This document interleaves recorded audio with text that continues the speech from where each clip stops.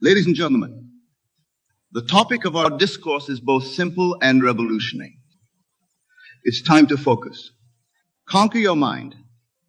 But I assure you, what we are about to explore goes far beyond mere concentration or mental discipline. We are delving into the very essence of reality itself. You see, my dear friends, your mind is not just a tool for processing information or solving problems. It is the very foundation of your reality. It is the canvas upon which the entire drama of your life unfolds. And it is time. Yes, it is high time that you recognize this power and learn to wield it with intention and purpose. Now, when I speak of focus, I am not referring to the strained attention that you might apply to a difficult task. No, the focus I speak of is a state of being, a deliberate directing of your consciousness towards that which you desire to make manifest in your world. It is the art of seeing your desires and accomplish facts, of living in the end result, of experiencing now what you wish to experience and what you perceive as the future.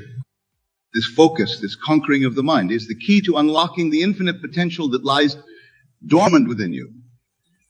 For you see, my friends, your outer world is nothing more than a reflection of your inner world. The circumstances of your life, the events that unfold around you, the very fabric of your reality, all of these are projections of your own consciousness.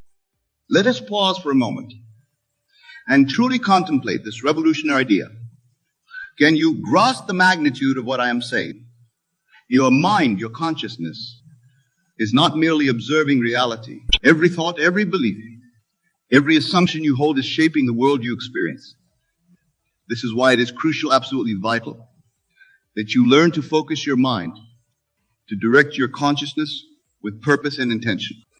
Now, some of you may be thinking, but Neville, if my mind is creating my reality, why is my life not exactly as I wish it to be?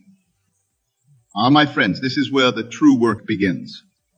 You see, most people go through life in a state of unconscious creation. Their minds are filled with doubts, fears, and limiting beliefs. And these mental states manifest as the very limitations they fear. But I am here to tell you that it doesn't have to be this way. You have the power to consciously create your reality, to shape your world according to your deepest desires. And the key to this power lies in your ability to focus, to conquer your mind. So how do we begin this grand endeavor? How do we take control of our minds and, by extension, all reality? The first step, my dear friends, is to become aware of your thoughts, your mental habits, your deeply held beliefs. For you cannot change what you do not acknowledge. Begin by observing your inner dialogue. What stories do you tell yourself about who you are, what you're capable of? What's possible for you? Are these stories empowering or limiting? Do they align with the reality you wish to create?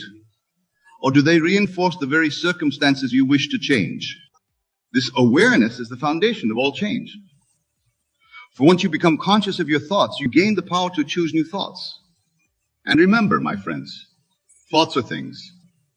They're the building blocks of your reality. Choose them wisely. Now, once you have cultivated this awareness, the next step is to deliberately choose thoughts and mental images that align with your desires. This is where the true art of focus comes into play. You must learn to hold in your mind's eye a clear, vivid image of your desire fulfilled. You must learn to experience in your imagination the joy, the satisfaction, the sense of accomplishment that would be yours if your desire were already realized. This, my friends, is the secret of effective prayer. For prayer is not a pleading with some external power. It is not a beseeching of a distant deity. No true prayer is the feeling of the wish fulfilled. It is the deliberate assumption of the state of consciousness you would occupy if your desire were already a fact in your world. Let me give you an example to illustrate this principle. Suppose you desire financial abundance. The common approach would be to focus on the lack of money, to worry about bills, to stress about how to make ends meet. But this focus only serves to perpetuate the very state of lack you wish to escape. Instead, I urge you to assume the feeling of wealth. In your imagination, feel the satisfaction of abundant bank accounts. Experience the joy of effortless bill payments.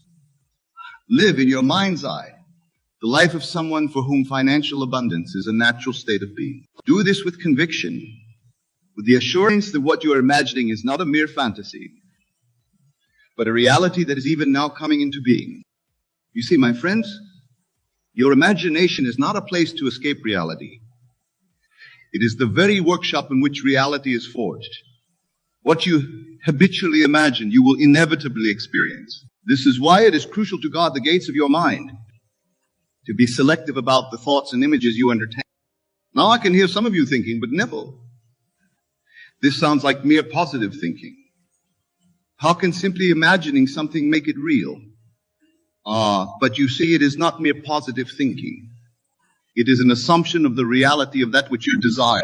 It is a complete identification with a state of consciousness that would be yours if your desire were already fulfilled. This is why I say it is time to focus, to conquer your mind. For in conquering your mind, you conquer your world. You must become the master of your inner kingdom. For it is from this kingdom that all outer circumstances arise. Let me share with you a powerful technique to aid you in this conquest. I call it the living in the end technique. Here's how it works. Before you go to sleep at night, construct a scene in your imagination that implies the fulfillment of your desire. Make this scene as vivid and as real as possible. Engage all your senses. See the details, hear the sounds, feel the textures, smell the scents that would be present if your desire were realized. Now enter into this scene. Don't just observe it as a spectator, but step into it as a participant. Feel the emotions you would feel if this were your current reality. Allow yourself to experience the joy, the satisfaction, the sense of accomplishment that would be yours. As you drift off to sleep, hold this scene in your mind. Let it be the last thing you think of before you enter the sleep state. You see, my friends, in the state of sleep, your conscious mind relaxes its hold, and your subconscious mind becomes more receptive. By impressing this scene upon your subconscious just before sleep, you are planting a seed that will grow into your future reality. Repeat this process night after night, and you will begin to see changes in your outer world. For remember, your outer world must conform to your inner assumptions. As within, so without. This is the law of your being, and it is infallible. Now, I want to address a concern that often arises when I share these teachings. Some of you may be thinking, but Neville, what about action? Surely we can't just imagine things and expect them to happen without any effort on our part. Let me be clear. Action is indeed a part of the manifestation process, but it is inspired action, action that flows naturally from your new state of consciousness. When you truly assume the feeling of the wish fulfilled, when you live in the end in your imagination, you will find yourself naturally and effortlessly taking the actions that lead to the realization of your desire. You see, once you have changed your concept of self, once you have assumed the consciousness of your wish fulfilled, your actions will automatically align with this new self-concept. You will find yourself doing things, saying things, making decisions that are in harmony with the reality you have imagined. And these inspired actions will be far more effective than any forced or strained efforts could ever be. This is why I say that the most important work is done in your imagination.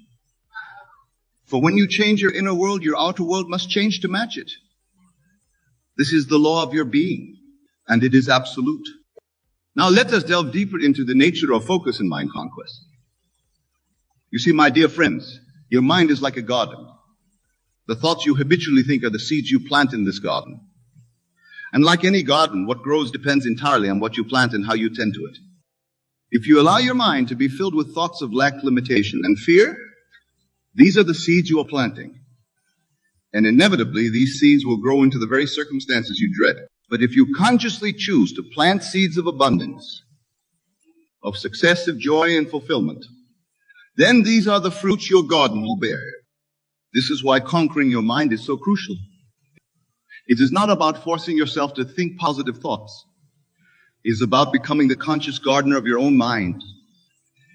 It is about choosing with deliberate intention the thoughts and mental images you will entertain. It is about focusing your attention on that which you wish to make manifest in your life. Now, some of you may be wondering, but Neville, how can I maintain this focus? How can I keep my mind fixed on my desire when the current reality seems so different? This, my friends, is where the true test of your faith comes in. For you must have faith not in some external power, but in the power of your own imagination. You must understand that what you see in your outer world is nothing more than a shadow, the reflection of past thoughts and beliefs. It has no power to create your future unless you give it that power through your attention and belief. Your true power lies in your ability to imagine and feel a new reality into being. So when your current circumstances seem to contradict your desired state, do not be dismayed. Instead, turn within. Close your physical eyes to the seeming reality of the outer world and open your inner eye to the reality you wish to experience. Feel it, live it, know it to be true in the depths of your being. For I tell you truly, what you can imagine and feel as real, you can manifest in your outer world. This, my dear friends, is the essence of focus. It is not about straining or struggling. It is about choosing where to place your attention, where to direct the power of your consciousness. And as you practice this outer-focused imagination, you will find that it becomes easier and more natural. You will discover that you have the power to shift your state of consciousness at will, to assume any state you desire. Now let us speak of persistence, for it is a crucial element in this work of focusing and conquering the mind. You see, my friends, the beliefs and thought patterns that have shaped your current reality are deeply ingrained. They have been reinforced over years, perhaps even lifetimes. They will not be changed overnight, but do not let this discourage you.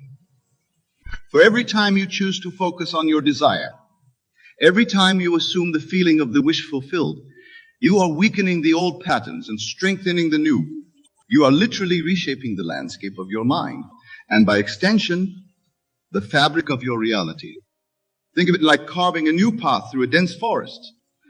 The first time you walk this path, it may be difficult.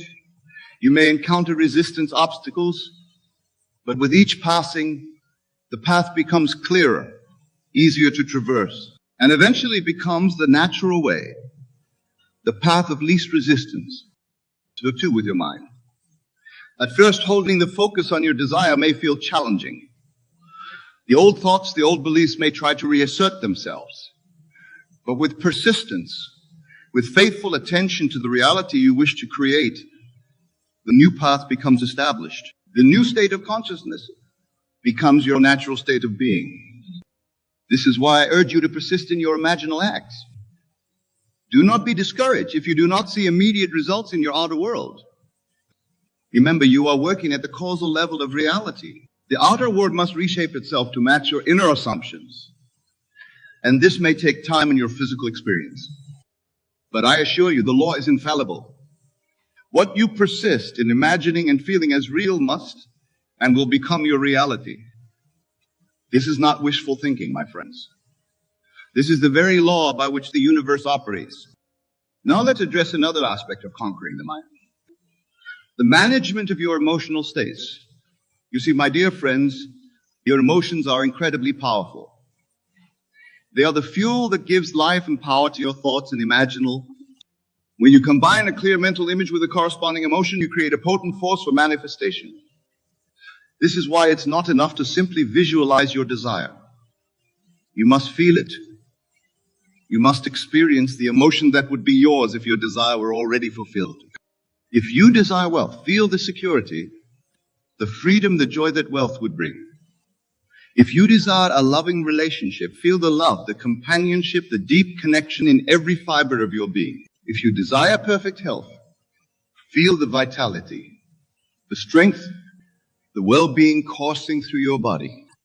These emotions, combined with your mental images, create what I call feeling tones. And it is these feeling tones that shape your reality. For the universe responds not to your words or even your conscious thoughts, but to the sum total of your mental and emotional states. This is why conquering your mind also means mastering your emotions. It means cultivating the ability to generate and sustain the emotional states that correspond to your desires. And this, my friends, is a skill that can be developed with practice.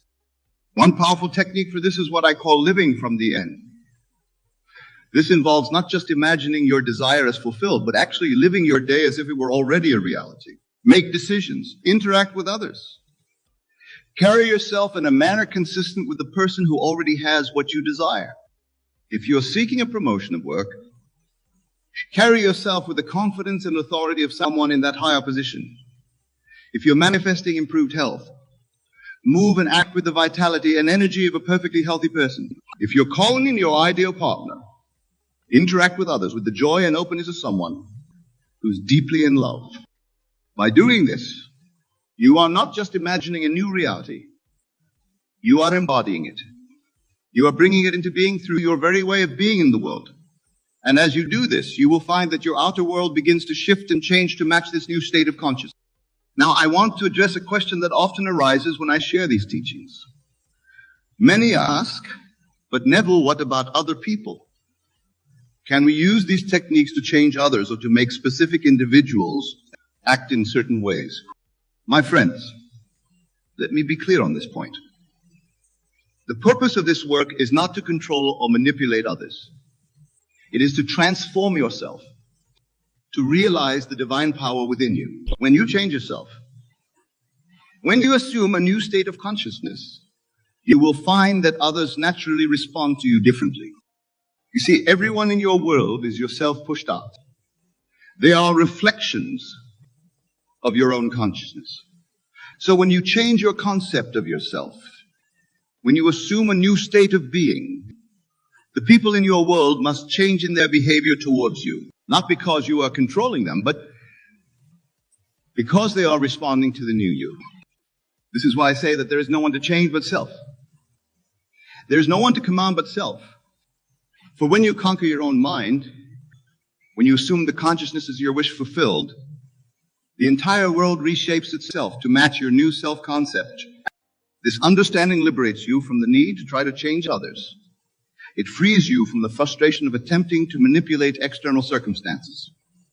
Instead, it empowers you to focus on the one thing you have complete control of, your own state of consciousness. Now let us delve deeper into the mechanics of this process. How exactly does a change in your consciousness create change in your outer world? To understand this, we must explore the nature of time in the structure of reality itself. You see, my dear friends, time as you typically perceive it, as a linear progression from past to present to future, is an illusion. In truth, all time exists simultaneously. The past, present, and future are all occurring now in this eternal moment of creation. What you perceive as the future is simply a state of consciousness that you have not yet assumed. And what you think of as the past is a state you have moved out of. But all states exist now, and you have the power to select and occupy any state you choose. This is why I often say that creation is finished. All possible states of being already exist. Your job is not to create these states, but to select and occupy them through the power of your imagination and feeling. When you assume the feeling of the wish fulfilled, when you occupy the state of consciousness of your desire realized, you are not creating something new. You are selecting and making real in your experience a state that already exists in the infinite sea of consciousness. This is why your imaginal acts are so powerful. When you imagine and feel your desire as real, you are literally stepping into that reality. You are aligning your consciousness with a version of reality where your desire is already fulfilled. And here's the truly miraculous part. Once you align your consciousness with this desired state, once you truly occupy it in your imagination and feeling, the outer world must reshape itself to match this inner reality. This is not magic or wishful thinking. It is the law of your being, as real and as reliable as the law of gravity. Now, I can hear some of you thinking, but Neville, this sounds too good to be true. Surely it can't be this simple. And to this I say, yes, it is this simple. But simple does not mean easy. It requires a complete revolution in your thinking, a total transformation of your concept of reality and your place in it. You must be willing to let go of your old beliefs about the nature of reality. You must be willing to release your attachment to current circumstances. You must be brave enough to imagine and feel a new reality into being, even when your senses tell you otherwise. This is why I say it's time to focus. to conquer your mind. For in this conquest lies your freedom, your power, your ability to shape your world according to your desire. As we draw our discussion to a close, I want to leave you with a final thought. The work we've explored today, this art of focused imagination, this conquest of the mind, is not just about manifesting your desires. It is about awakening to your true nature. It is about realizing the divine power that resides within you. You see, my dear friends, you are not separate from the creative power of the universe. You are that power individualized. Your imagination is not just a faculty of your mind. It is the very creative power of God operating in and through you. When you imagine, you are performing the divine act of creation. So as you go forth from here, I urge you to claim this power. Use it wisely and lovingly. Remember that your mind is the garden in which the seeds of your future are planted. Tend it carefully. Focus your attention on that which you wish to make manifest. Conquer the doubts, the fears, the limiting beliefs that held you back. Assume the feeling of your wish fulfilled and watch as your world transforms to match your inner state. And above all, persist. For in your persistence lies your power. The world may not change overnight, but I promise you this, as you maintain your focus, as you faithfully occupy the state of your wish fulfilled, your outer world must and will conform to your inner assumptions. This is the law, and it cannot fail. Go now and create consciously, for the time has come to focus, to conquer your mind, and in so doing, to conquer your world. I want to remind you today that God has a plan for your life. It's not a plan of confusion, fear, or uncertainty. It's a plan of hope, purpose, and divine timing. Sometimes we look at our lives and wonder why things aren't happening the way we expected. We pray, we believe, we do our best, yet it feels like we're stuck in the waiting room of life. But I want you to know that God is never late.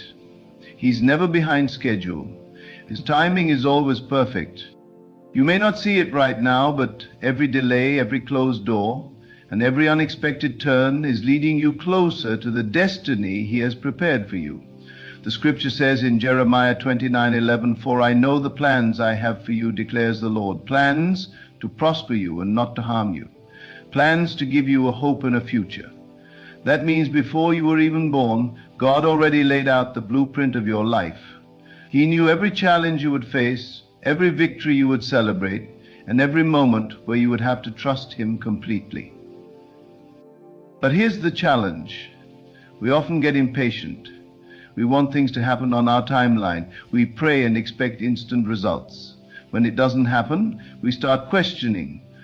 God, did you forget about me? Have you abandoned me? Why are things taking so long? But I want to encourage you today. Just because you don't see anything happening doesn't mean God isn't working behind the scenes. Just because the answer hasn't come yet doesn't mean God has denied your request. Sometimes He's preparing you for what He has prepared for you. Think about Joseph in the Bible. He had a dream that one day he would be in a position of great influence. But before that dream became reality, he was thrown into a pit, sold into slavery, falsely accused, and placed in prison. For years, it looked like nothing was happening. It seemed like God had forgotten about him. But what Joseph didn't realize was that in every setback, God was setting him up for something greater. The very things that looked like obstacles were actually stepping stones leading him to his destiny. Maybe you're in a place right now where you don't understand why things are taking so long. You've been praying for a breakthrough, believing for a promotion, trusting God for a relationship, but nothing seems to be moving. Let me remind you, just because you don't see it doesn't mean God isn't working. He's aligning the right people, opening the right doors, and putting everything in place. He knows when you're ready. He knows when the situation is ready. And when it's time, no force on earth can stop His plan from unfolding. You don't have to try to force things to happen. You don't have to live frustrated, wondering when it's going to work out. God's ways are higher than our ways. His thoughts are beyond what we can imagine. If He is making you wait, it's because the blessing He has in store for you is worth the wait. He's growing your faith. He's developing your character. He's strengthening you so that when you step into what He has promised, you'll be ready to handle it. Think about an eagle. Before it takes flight, it sits in the nest, waiting for the right moment. The mother eagle knows that if the baby eagle tries to fly too soon, it won't have the strength to soar, so she waits. She allows the eagle to grow stronger, to develop its wings, to build endurance, and when the time is right, she pushes the eagle out of the nest and it begins to soar. That's what God is doing in your life. You may feel like you're in a waiting season, but God is strengthening your wings. He's preparing you to soar higher than you ever imagined. Sometimes the delays we face are not denials, they're divine protections. God is keeping you from something that isn't right for you. You may not understand it now, but one day you'll look back and thank Him for not answering certain prayers the way you wanted. You'll see that His plan was far greater than anything you could have imagined. Maybe you've been praying for a certain job and the door keeps closing. Maybe you've been believing for a relationship but things aren't working out. Instead of getting discouraged, start thanking God. Thank Him that He's in control. Thank Him that He knows what's best. Thank Him that He's directing your steps. When you release control and trust in His timing, you're showing God that you have faith. Abraham and Sarah had to wait years for their promised child. They tried to take matters into their own hands, and it only led to frustration. But when they finally surrendered, when they stopped trying to force it and trusted God's timing, the promise came to pass.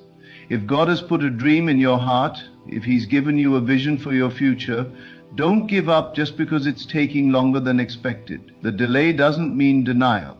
It means God is getting everything in place. When you trust God's timing, you can live in peace. You don't have to be anxious. You don't have to wonder if things will work out. You know that at the right time, God will bring the right opportunity, the right people, and the right breakthrough. It may not happen the way you thought, but His way is always better. I want to encourage you today. Keep believing. Keep standing in faith. Keep trusting that God's plan for your life is unfolding in the perfect way, even when you don't see it, even when it feels like nothing is happening. Know that behind the scenes, God is orchestrating something greater than you could ever imagine. The waiting season is never wasted. It's a season of preparation, of growth, and of positioning for what's next. The waiting season is never wasted. It's a season of preparation, of growth, and of positioning for what's next. When you look back at your life, you realize that the moments when you had to wait, when things didn't seem to be moving, were actually the moments when God was working the most. He was shifting things in your favor, putting the right people in place, and aligning your steps with His perfect will. So often we get caught up in what hasn't happened yet. We focus on what we don't have, on the prayers that haven't been answered, on the dreams that seem so far away. But God is saying, trust me. I see the bigger picture. I know the perfect timing. You may not understand it now, but every closed door, every delay, and every unanswered prayer is setting you up for something far greater than you could ever imagine. Maybe right now you're facing a season where it feels like nothing is happening. You're praying, believing, standing in faith, but you don't see any movement. Let me encourage you. Just because you don't see it doesn't mean God isn't working. He's moving behind the scenes, arranging things in your favor, preparing you for the next level. The delay is not a denial. It's a divine setup for something greater. Think about David. He was anointed to be king at a young age, but he didn't step into that position right away. He had to go through years of preparation, facing battles, overcoming obstacles, and proving his faithfulness. He could have gotten discouraged, thinking, God, you said I was going to be king. Why is it taking so long? But David understood that God's timing was perfect. He didn't try to force things to happen. He didn't get bitter. He didn't walk away from God's promises. He stayed faithful in the waiting, and at the right time, God elevated him. Maybe you're in a place right now where you feel like you're being overlooked. Others are getting promoted, getting married, stepping into their calling, and you feel like you're stuck in the background. But let me tell you, just because you're hidden doesn't mean you're forgotten. Just because you don't see progress doesn't mean God isn't positioning you. There's something powerful about trusting God when you don't understand. When you say, God, I don't know why it's taking so long, but I trust you, I believe your plan is bigger than mine, that's when you position yourself for favor. There's a story in the Bible about the Israelites. God had promised them the land of Canaan, a land flowing with milk and honey, but instead of taking them straight there, he led them through the wilderness. What should have been an 11-day journey took 40 years. Why? Because they weren't ready. They had the wrong mindset. They were complaining, doubting, and focusing on what they didn't have. And because they wouldn't trust God's timing, they missed out on what He had for them. Don't let that be your story. Don't let impatience rob you of your destiny. You may not see the full picture now, but God knows what He's doing. If He's making you wait, it's because He's preparing something greater than what you had in mind. You have to come to a place where you trust Him so completely that even when things don't make sense, even when the doors don't open, even when it feels like nothing is changing, you still say, God, I trust you. I know you are working all things together for my good. Think about Noah. God told him to build an ark because a flood was coming. It had never rained before, and people thought he was crazy. But Noah didn't question God. He didn't say, God, are you sure? This doesn't make sense. No, he trusted God's plan even when he didn't understand it. For years, he kept building, kept preparing, kept believing. And when the flood finally came, he and his family were safe because he had obeyed.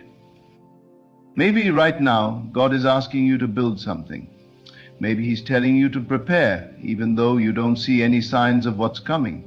People may not understand. They may question you, criticize you, laugh at you. But you have to trust that if God told you to do it, He has a reason. Keep building, keep preparing, keep believing. Because when the time is right, God is going to open doors that no one can shut. One of the greatest tests of faith is trusting God when you don't have all the answers. It's easy to trust Him when everything is going smoothly, when the finances are there, when the opportunities are lining up. But real faith is trusting Him when nothing makes sense. When you're waiting, when you're wondering, when you're tempted to doubt, that's when your faith is being strengthened. The enemy wants you to get discouraged in the waiting. He wants you to start questioning God's goodness, to start doubting His promises. But you have to make up your mind that no matter how long it takes, you're not going to lose faith.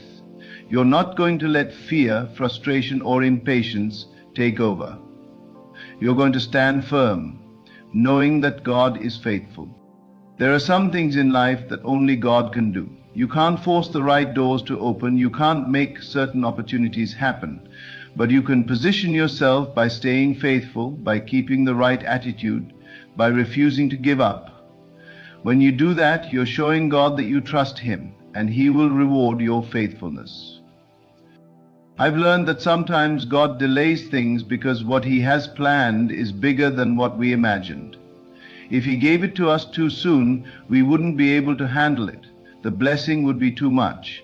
So He takes us through a process, through a season of stretching, of growing, of learning to depend on Him. And when the time is right, He brings the breakthrough, and we realize that every moment of waiting was worth it. Think about a farmer. He plants the seeds, waters them, takes care of them, but he doesn't see the harvest right away. He has to trust that beneath the soil something is happening. Even when he doesn't see any signs of growth, he knows that in the right season, the harvest will come. That's how it is with God's timing. You may not see anything happening right now, but beneath the surface, He's growing something in you. He's strengthening your faith. He's preparing you for what's ahead. You have to trust that when it's time, your breakthrough will come. When it's time, the right door will open. When it's time, the promise will be fulfilled. Until then, keep being faithful, keep showing up, keep believing that God's plan is greater than anything you could ever dream of. You may have moments where you feel like giving up, where you wonder if God is really hearing your prayers.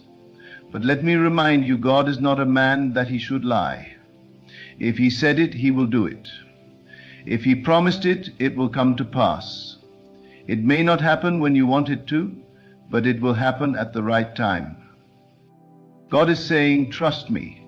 I've got you in the palm of my hand. I know what I'm doing. I haven't forgotten about you.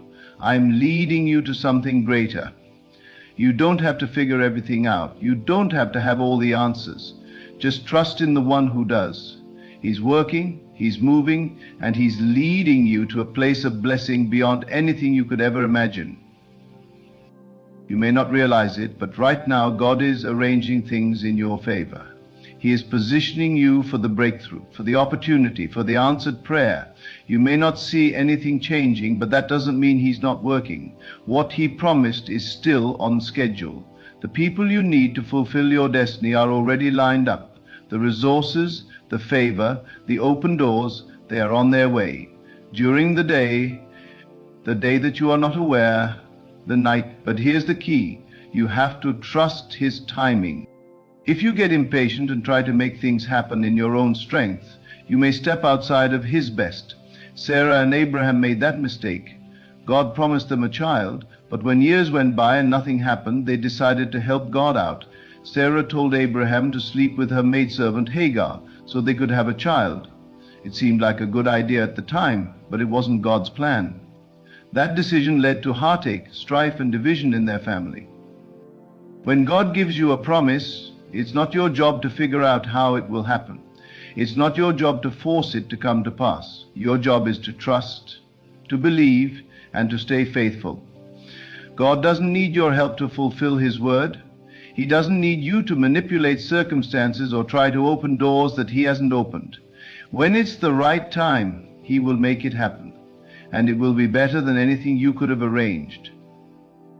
Maybe you've been praying for a breakthrough, believing for a promotion, standing in faith for a dream to come to pass. You've done everything you know to do, but nothing is happening. You're tempted to get discouraged, to start doubting, to question whether it's ever going to work out. But let me remind you, just because it's taking time doesn't mean God has changed his mind. Delay does not mean denial. There's a reason for the wait. Sometimes God is protecting you from something you can't see. Sometimes he's strengthening your character so you'll be ready for what's ahead. Sometimes he's making sure all the pieces are in place so that when the door opens, you will walk into it with confidence. Look at Joseph. God gave him a dream that he would be a leader, that he would rule over nations. But instead of stepping right into that position, Joseph was betrayed by his brothers, thrown into a pit, sold into slavery, and later put in prison for something he didn't even do. If anyone had a reason to question God's timing, it was Joseph. He could have thought, God, I had a dream. I know you called me. Why is this happening? But Joseph didn't give up. He didn't let the delays cause him to lose faith. He stayed faithful where he was. He kept honoring God, kept serving with excellence, kept believing. And at the right time, after years of waiting, Joseph was promoted to second in command over all of Egypt. What if Joseph had given up in the prison? What if he had let discouragement talk him out of his destiny? He would have never seen the fulfillment of what God had promised. Some of you are in a waiting season right now. You've been faithful. You've been doing the right thing, but it feels like you're stuck. Nothing is changing. You're wondering, God, when is it going to happen? Let me encourage you. Don't lose faith. Don't give up just because it's taking longer than you expected. The same God who was faithful to Joseph, who turned his situation around overnight, is the same God who is working in your life. At the right time, in a moment, God will shift things. One phone call, one divine connection, one idea, one opportunity, and suddenly everything will change. The years of waiting, the struggles, the disappointments, they will all make sense. You will look back and say, now I understand why it had to happen this way. The enemy will try to convince you that nothing is happening. He'll whisper, if it was going to happen, it would have happened by now. But God's timing is not our timing. A delay is not a defeat. A waiting season is not a wasted season. God is using this time to prepare you, to grow you, to strengthen your faith. He is molding you into the person you need to be for the blessing He has prepared. Sometimes God withholds things from us because He loves us too much to give them to us too soon. Think about a child who wants to drive a car. They may be eager, excited, convinced they are ready. But a loving parent won't hand them the keys until they are mature enough to handle it. It's not that the parent doesn't want them to have the car, it's that they want them to have it at the right time, when it won't destroy them. In the same way, God has amazing things in store for you, but He's not going to release them until He knows you're ready. If He gave you the promotion too soon, you might not have the character to handle the pressure. If He gave you the relationship before you were emotionally healed, it might not last. If He gave you the opportunity before you were prepared, it might overwhelm you. God knows what He's doing. He is a God of perfect timing. He sees what you cannot see. He knows what you do not know. If He's asking you to wait, it's because He's preparing something better than what you had in mind. The delay is not punishment, it's preparation. It's God's way of getting you ready for what He has in store. While you're waiting, don't get discouraged. Keep your faith strong. Keep praising, keep believing, keep expecting. Speak life over your situation. Declare, God, I know you are faithful. I may not see it yet, but I trust you. I believe my breakthrough is coming. When you keep the right attitude in the waiting, you are setting yourself up for a suddenly moment. God has not forgotten you. He has seen every sacrifice, every tear, every moment of faithfulness. He has heard every prayer, and He is working behind the scenes. The moment He has planned for you is already on the calendar. At the right time, you're going to see His favor, His breakthrough, His increase. You don't have to figure out how it's going to happen. You don't have to manipulate things or make it happen in your own strength. Just be still and know that He is God. Trust that He is leading you, guiding you, and working all things together for your good. If you stay in faith, if you keep believing, if you don't let the enemy talk you out of it, then at the right time the promise will come to pass. What God has spoken over your life will happen. The waiting will be worth it. The delay will make sense, and you will step into the fullness of everything He has planned for you. The breakthrough is coming. The doors will open. The healing will manifest. The opportunity will come. Keep trusting, keep believing, and keep expecting, because your time is on the way. You might be facing challenges right now. You may be battling sickness, financial difficulties, or feeling stuck in life. But I want to tell you, don't let your circumstances dictate your future. You are not at the mercy of life's ups and downs. You are a child of the Most High God, and He has a plan for you that will not be thwarted by any obstacle or setback. God has a destiny for you, and that destiny is filled with promise, favor, and blessings beyond what you can imagine. But you have to walk by faith, not by sight. You have to trust that even when things look bleak, God is working on your behalf. The scripture says, we walk by faith and not by sight. And the scripture says, Im gon elivona I esheno. It's easy to walk by faith when everything is going well, when your plans are unfolding perfectly, when your dreams are coming true. But the true test of faith comes when things aren't going according to plan, when life throws unexpected twists your way. That's when you have to trust that God is still in control. That's when you have to remind yourself that His plan is better than your plan, and His timing is better than your timing. You see, faith is not just believing that God can do something. It's believing that He will. It's trusting that He is working in the background even when you can't see the evidence. Faith is believing that your breakthrough is coming even when the road ahead looks uncertain. It's choosing to trust God's plan for your life, even when you don't have all the answers. And God will never leave you in the dark. He promises in His word that He will direct your steps. Proverbs 3:05-06 says, Trust in the Lord with all your heart, and lean not on your own understanding. In all your ways submit to Him, and He will make your path straight. It doesn't say that you'll always understand what's going on. It doesn't say that everything will always be smooth and easy. But it does say that if you trust in Him, He will guide you. He will make your path straight. That means, no matter how winding or difficult the road may seem, God will direct you. He will lead you to where you need to be. He will open the right doors and close the wrong ones. You may not see it now, but trust that He is working behind the scenes. Just because you can't see the answer doesn't mean He hasn't already worked it out. There are times in life when you will face things that are beyond your understanding, things that don't make sense, things that challenge your faith. But I want to encourage you today, when you don't understand, you don't have to panic. You don't have to be afraid. You don't have to get anxious. All you have to do is trust. Trust that God has a plan. Trust that He is faithful. Trust that He will make everything work together for your good in His perfect timing. I know it's not always easy. I know it's not always comfortable. Sometimes you feel like you've been waiting forever. But let me remind you, God doesn't waste anything. The seasons you're in right now, the challenges, the struggles, they are not wasted. God is using them to prepare you for what's ahead.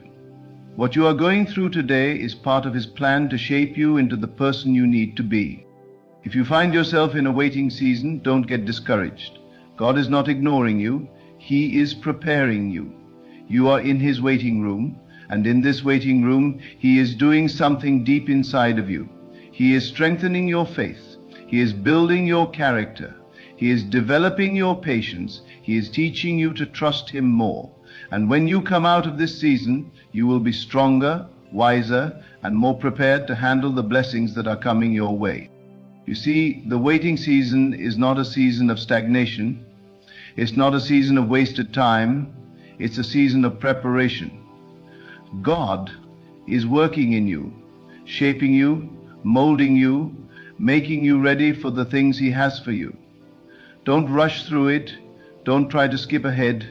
Embrace the process. Stay faithful where you are. Keep trusting, keep believing, keep praising.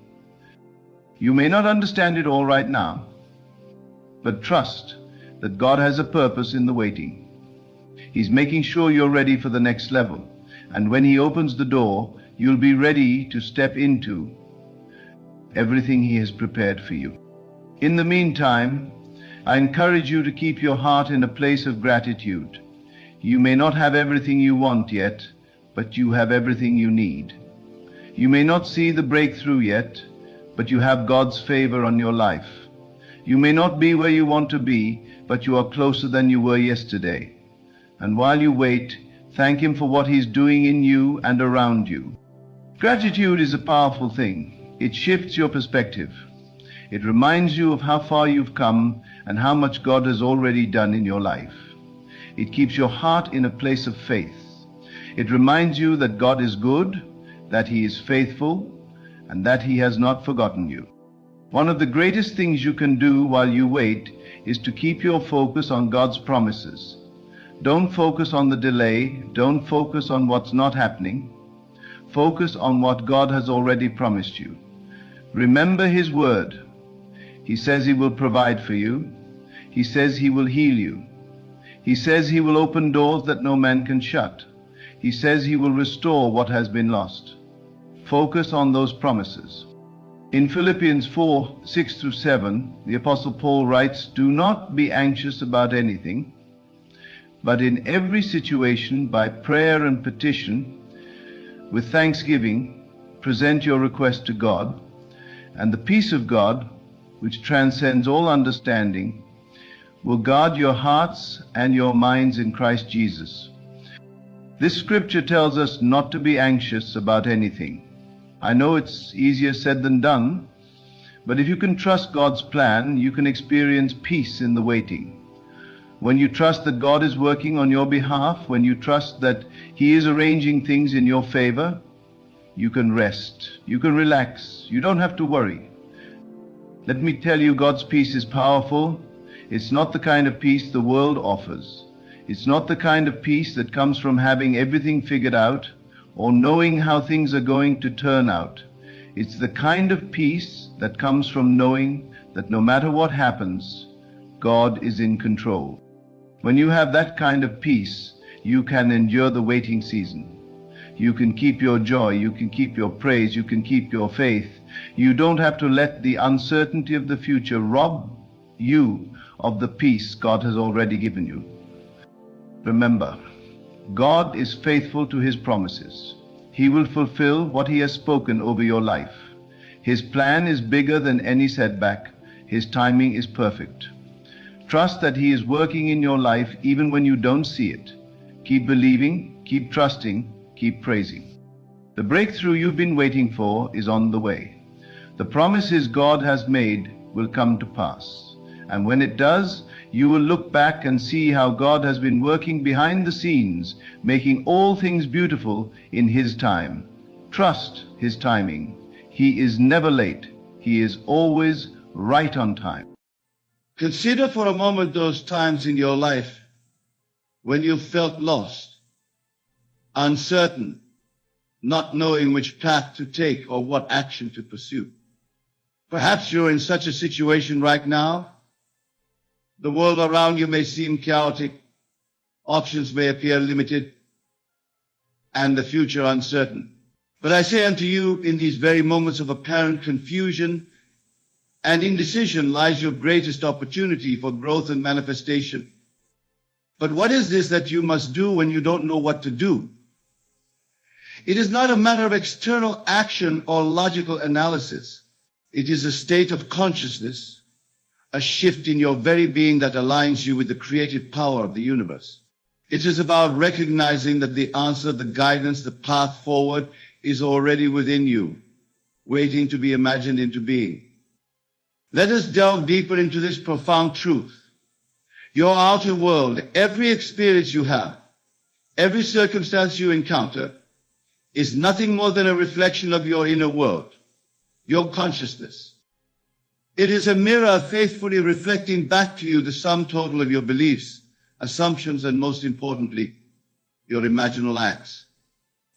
When you understand this, truly understand it, you realize that by carefully choosing and vividly imagining a desired state, even in the face of uncertainty, you are actively creating a new reality that will unfold in your experience. This understanding is crucial, for it shifts the entire paradigm of how you approach moments of uncertainty. No longer are you a helpless being at the mercy of external circumstances, desperately seeking guidance from the outside world. You become the active creator of your reality, knowing that as you imagine and feel a desired state, the universe must rearrange itself to match this new inner assumption, providing the guidance and clarity you seek. But how, you may ask, can one tap into this inner wisdom when the outer world seems so chaotic and uncertain? The answer lies in the creative power of your wonderful human imagination, combined with the intensity of your feeling and belief. For your imagination is not a mere fantasy maker, and your feelings are not mere reactions to external stimuli. Together, they form the very workshop in which reality is forged. Let us take a moment to truly understand this.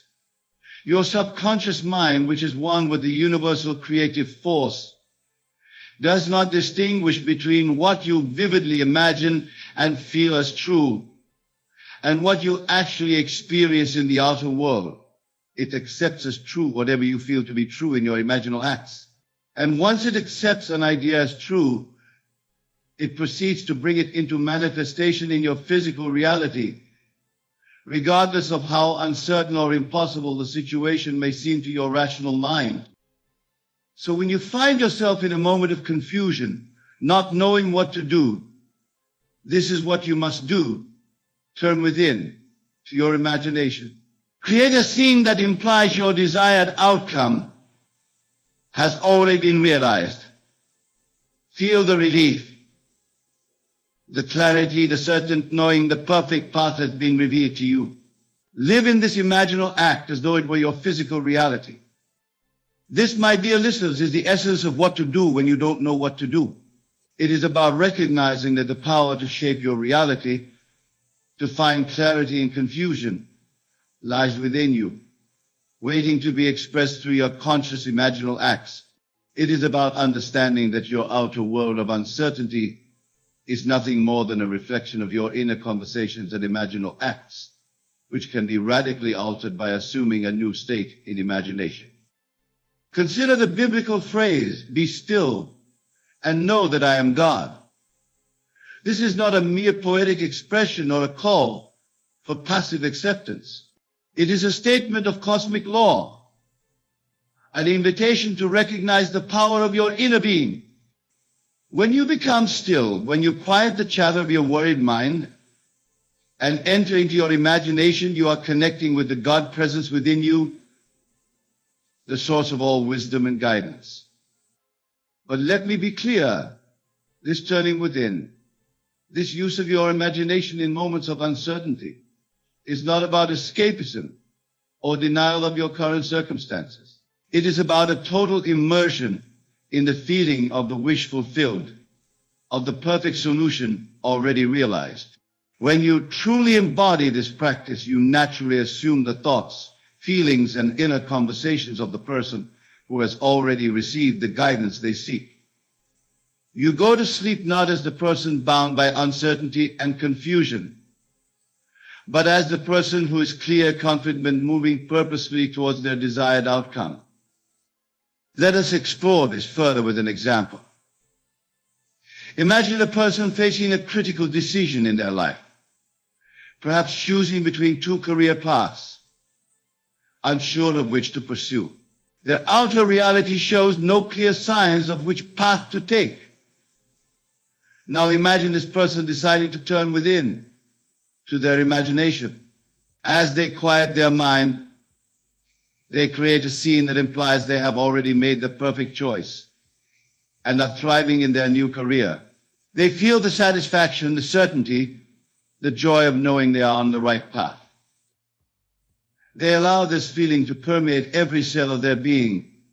They live in this imaginal act not just for a moment, but they return to it again and again, especially as they drift off to sleep at night. When they awaken, something has shifted. They may not see immediate external changes in their circumstances, but internally, they are no longer the same person. They have experienced the reality of clarity and certainty, and this new self-concept begins to reshape their outer world.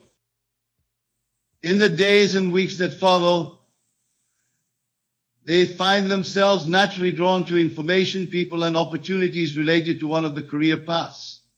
They approach the decision-making process with a newfound sense of calm and confidence.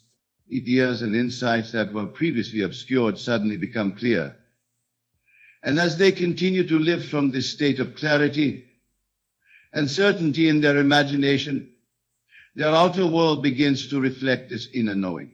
The perfect path reveals itself, often in ways they could never have logically planned or anticipated.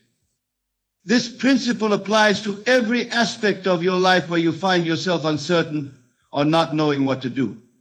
Whether you're facing a relationship challenge, a health concern, a financial decision, or any other situation that leaves you feeling lost, the key is to first assume the state of clarity and knowing in your imagination. Feel the reality of having perfect guidance, of knowing exactly what to do. Live in that state, in your imagination, and knowing that as you do so, you are planting a seed in the fertile soil of your subconscious mind that must grow into your outer reality. Now, I can hear some of you thinking, but Neville, how can simply imagining a solution really provide guidance when I truly don't know what to do? Surely I need to gather more information or seek advice from others.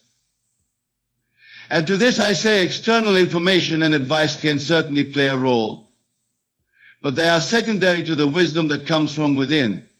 When you turn to your imagination first, when you assume the state of clarity and knowing, you align yourself with infinite intelligence. From this aligned state, you will be guided to the right information, the right people, the right circumstances that will support your desired outcome. Remember, the outer world is dead. It has no life of its own. It is your consciousness that gives life to your experiences.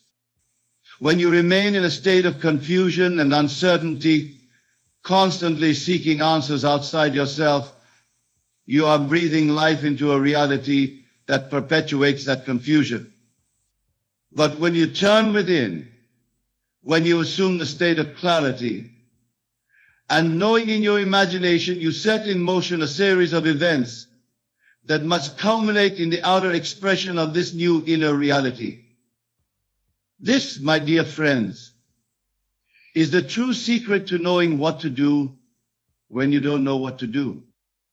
It is about aligning your inner conversations and imaginal acts with the state of clarity and guidance, recognizing that this desired reality is seeking expression through you, and allowing it to flow into your experience through the power of your imagination and unwavering belief. But let me warn you, this shift in consciousness, this practice of turning within when faced with uncertainty, is not always an easy task. The old habits of worry, of seeking answers outside yourself, of feeling lost and confused, are deeply ingrained in our collective consciousness. As you embark on this new way of approaching uncertainty, you may find resistance arising within you. Doubts may creep in. Old thought patterns may try to reassert themselves.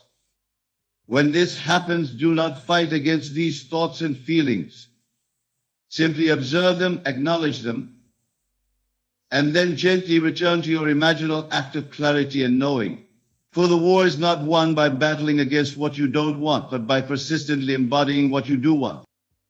This persistence, this unwavering commitment to living in a state of clarity and guidance in your imagination, even in the face of outer uncertainty, is what allows you to truly transform your reality. Think of it like tuning a radio. When you're trying to listen to a particular station, you don't focus on eliminating all the other stations. You simply tune into the frequency you desire. In the same way, you don't need to fight against your chaos of confusion or forcefully push away thoughts of uncertainty. You simply need to tune yourself to the frequency of clarity and guidance, to align your entire consciousness with the reality where you know exactly what to do. This tuning is done through your imagination and your ability to generate feeling states. Your imagination is the dial that allows you to tune into different frequencies of experience. As you use your imagination to fully embody the state of clarity and knowing, as you feel the reality of being divinely guided, you are tuning yourself to that frequency, allowing the corresponding experiences to flow into your life. But remember, my friends, this is not a one-time event. Turning within and using your imagination when you don't know what to do is a practice, a way of life. It's a constant choice to maintain this new approach to uncertainty, regardless of appearances. Just as you wouldn't expect to stay in shape by exercising once, you cannot expect to master this practice by using it once. This is about persistently turning within, about maintaining the consciousness of clarity and divine guiding in and day out until it becomes your new normal. As you do this, you will find that your perception of uncertainty begins to shift. What once seemed like confusing, chaotic situations now appear as opportunities for growth and new possibilities. Challenges become stepping stones to greater understanding. You begin to see yourself as the empowered being you truly are, knowing that divine guidance is always available to you through your imagination. Now some of you may be wondering, but Neville, how can I maintain this practice of turning within when my outer world still seems uncertain? How can I persist in feeling clarity and guidance when circumstances seem to contradict it? And to this I say, your imagination infused with feeling is more powerful than any circumstance. Consider for a moment, have you ever been deeply moved by a story, whether in a book or a movie? In those moments, were you not feeling real emotions based on imaginary events? Your feelings were real, even though the events were not happening in your physical reality. This is the power you must harness when you turn within in moments of uncertainty. You must use your imagination to create scenarios that evoke the feelings associated with having perfect clarity and guidance. Imagine how you would feel if you knew with absolute certainty the perfect path to take. Feel the relief, the confidence, the sense of peace that would come with this knowing. Feel these states as vividly and as consistently as you can. The key is to make your imaginal act as real to you as possible. Engage all your senses. Feel the sensations in your body associated with clarity and confidence. Hear the words of wisdom that come from within. See yourself moving through your life with purpose and direction. Make it so real that your rational mind cannot distinguish between this inner experience and physical reality. But here's a crucial point, my friends. The goal is not to imagine specific solutions or outcomes. The goal is to capture the essence of the feeling state associated with having divine guidance and knowing exactly what to do. For it is this feeling state that is the true attractor of your experiences. Let me illustrate this with an example. Instead of trying to imagine the specific details of a solution to resolve, capture the feeling essence of being divinely guided. Imagine a warm, comforting light filling your being, bringing with it a sense of absolute knowing. Feel the peace, the certainty, the alignment that comes with this state. See yourself moving through your day with an unshakable confidence, knowing that each step you take is divinely guided. By focusing on the feeling essence rather than specific outcomes, you allow the universe to bring your solution to you in ways that might far exceed your specific imaginings. You open yourself to possibilities beyond what your current mindset can conceive. This is the true art of knowing what to do when you don't know what to do. It's not about forcing yourself to come up with a solution through sheer willpower. It's about aligning yourself with the truth of your divine nature, your oneness with the creative power of the universe. It's about living each day from the state of being divinely guided regardless of outer appearances. As you practice this, you may find that your outer world begins to shift in subtle ways. Perhaps you start to notice more synchronicities in your life, or you find yourself naturally drawn to information or people that provide the guidance you seek, or solutions to problems that once seemed impossible begin to present themselves effortlessly. These are all signs that your inner shift, brought about by turning within, is creating ripples in your outer reality. Don't discount these small changes. Celebrate them. See them as confirmation that the law is working, that your imaginal acts are taking root. But don't become attached to them or anxiously look for them. Simply acknowledge them with gratitude and continue to live from the state of divine guidance in your imagination. As you persist in this practice, larger changes will begin to manifest. You may find yourself navigating complex situations with ease and grace. You may notice that decisions that once paralyzed you with uncertainty now become clear and obvious. You may achieve outcomes you once thought impossible with a sense of effortless alignment. And as you continue to turn within and live from the state of divine guidance, you'll discover that life becomes an exciting adventure of ever-unfolding clarity and purpose. But remember, the outer manifestation is not the goal. The goal is the state of consciousness from which all desired experiences naturally flow. This is a crucial point, my friends. When you're truly embodying the state of being divinely guided, when you're fully living from this consciousness, you no longer need external circumstances to confirm your state.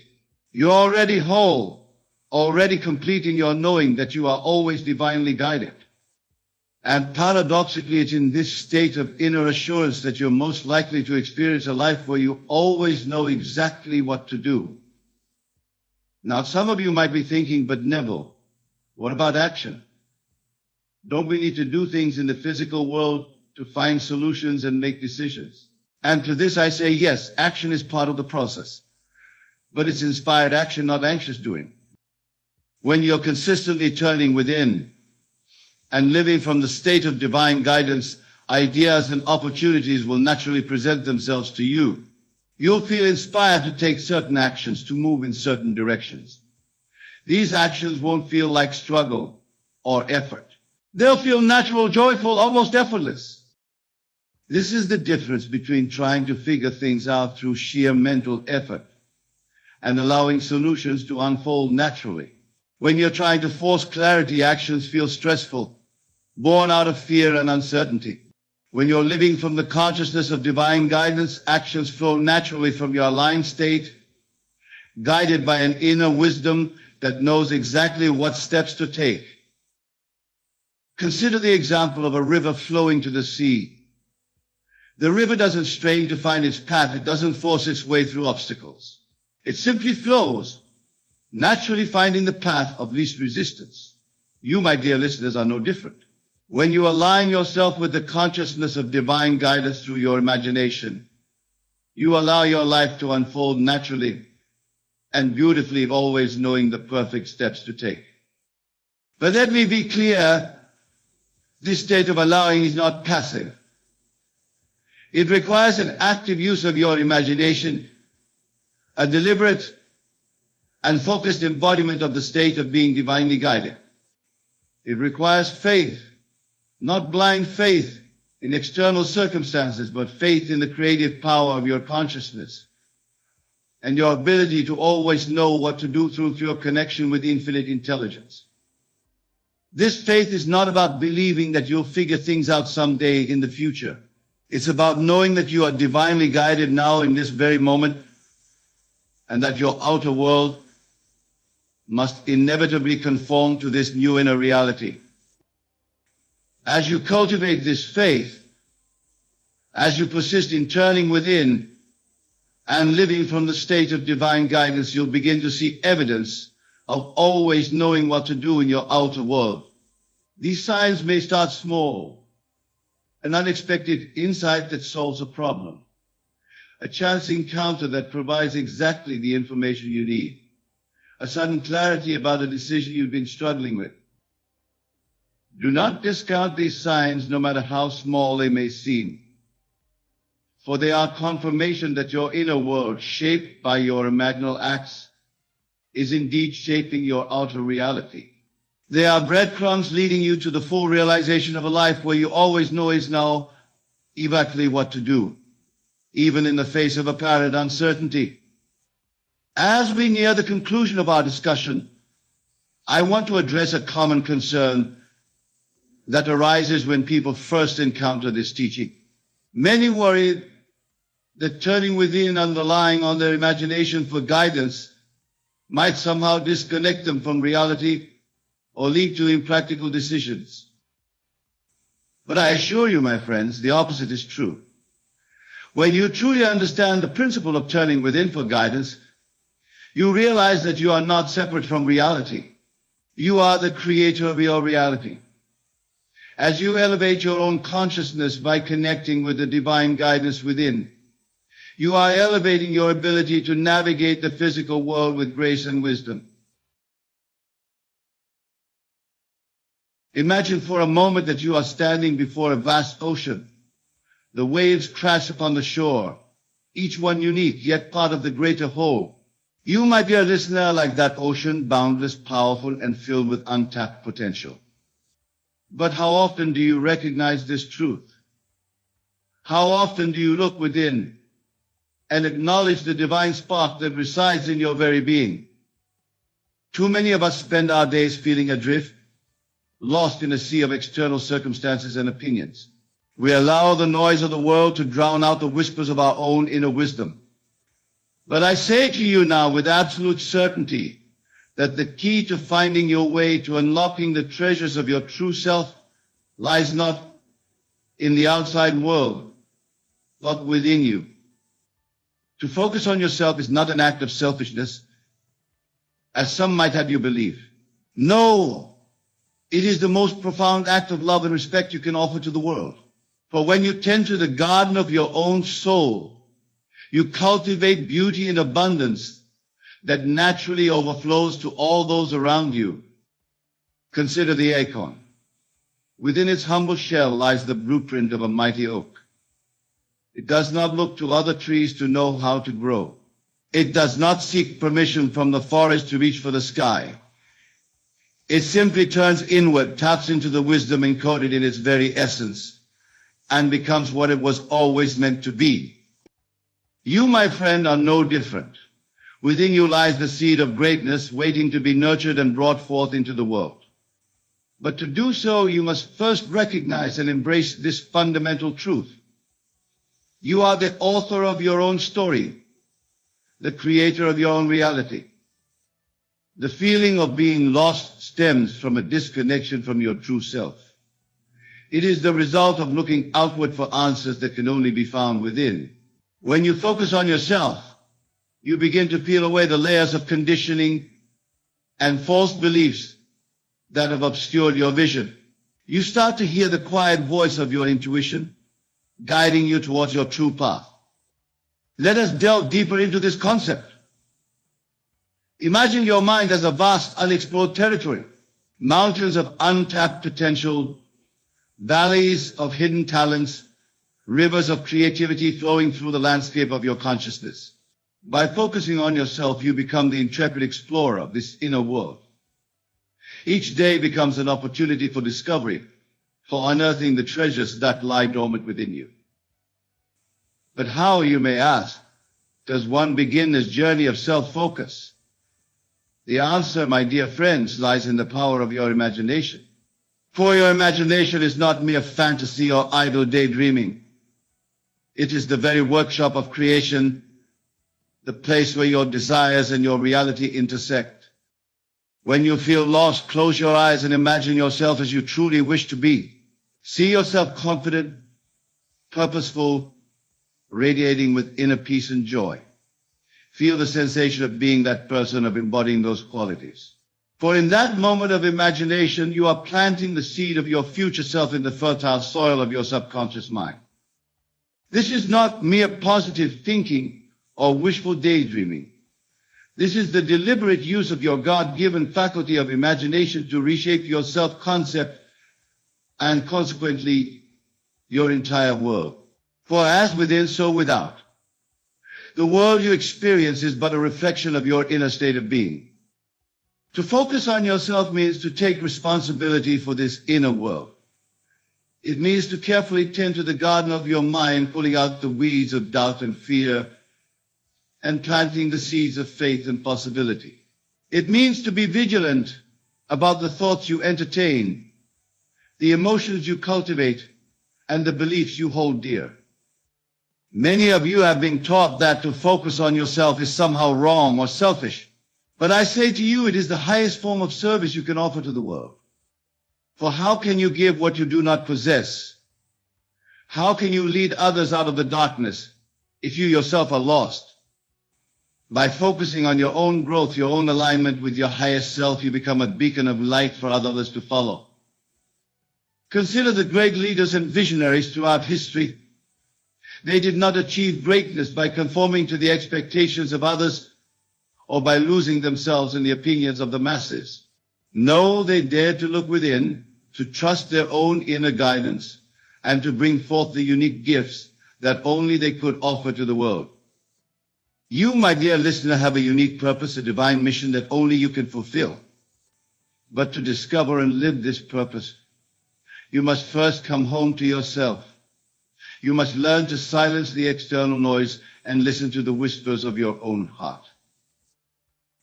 This journey of self-focus is not always easy.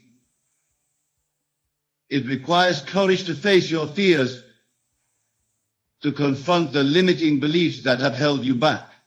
It demands discipline to consistently choose thoughts and actions that align with your highest vision for yourself. But I assure you, the rewards are beyond measure. As you begin to focus on yourself, you will find that the feeling of being lost gradually dissolves. It is replaced by a deep sense of knowing, a certainty about who you are and what you are here to do. This is not arrogance or egotism. It is simply the natural state of a being who has remembered their true identity as a divine creator. Imagine waking up each morning with a clear sense of purpose, feeling fully aligned with your true self. Imagine moving through your day with unshakable confidence, knowing that you are exactly where you need to be, doing exactly what you are meant to do. This is not a distant dream or an unattainable ideal. This is your birthright, and it becomes your reality when you commit to focusing on yourself. But let me be clear, focusing on yourself does not mean isolating yourself from others or ignoring the world around you. On the contrary, as you become more centered in your true self, you naturally become more connected to all of life. You begin to see the divine in every person you meet, to recognize the interconnectedness of all things. Your relationships improve because you no longer seek validation or completion from others. You come to each interaction whole and complete in yourself, offering your authentic presence as a gift. Your work becomes more fulfilling because it flows from your true passions and talents rather than from a sense of obligation or the need to prove your worth. The key to this transformation lies in your ability to harness the power of your imagination. For your imagination is the bridge between your current reality and the life you desire to live. It is through the consistent, deliberate use of your imagination that you reshape the self-concept, and consequently, your entire world. When you feel lost or overwhelmed, I urge you to pause and turn within. Close your eyes and imagine yourself as the person you wish to be. See yourself moving through life with purpose and grace. Feel the emotions of joy, confidence, and inner peace that naturally arise from living as your true self. Hold this image and these feelings with unwavering faith, knowing that what you can conceive and believe, you can achieve. This practice of imaginative self-focus is not a one-time event.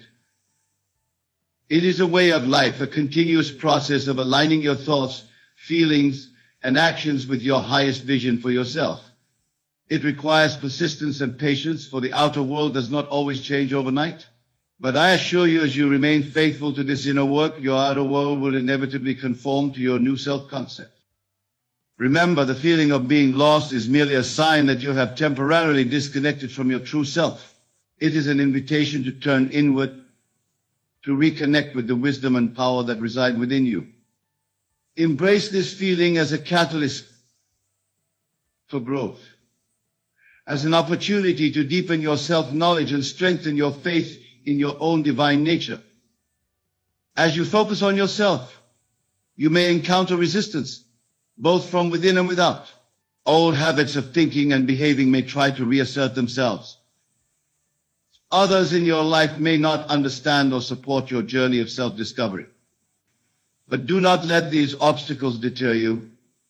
They are merely tests of your commitment, opportunity to reinforce your new self-concept, and demonstrate the power of your focused imagination.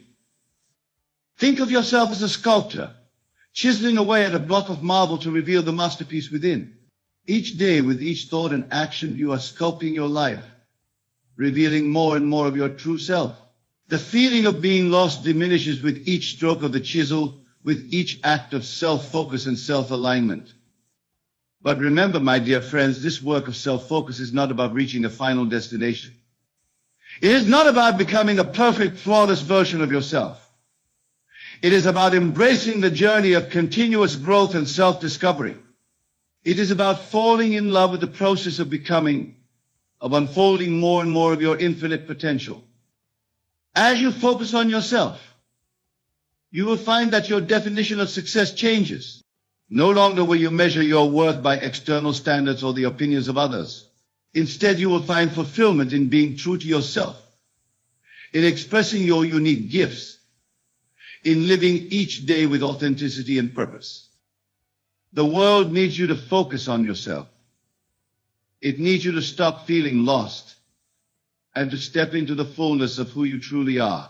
For when you do, you become a living example of what is possible.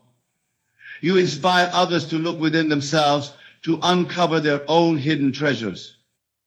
Imagine a world where each person is fully aligned with their true self, expressing their unique gifts and living their divine purpose.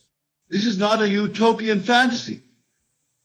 It is the natural result of each individual choosing to focus on themselves, to nurture their own growth and self-realization. As you embark on this journey of self-focus, remember that you are never truly alone. The same power that created the stars and set the planets in motion resides within you.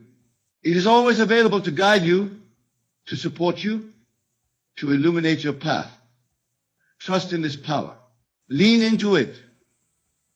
Allow it to work through you as you focus on becoming the highest version of yourself.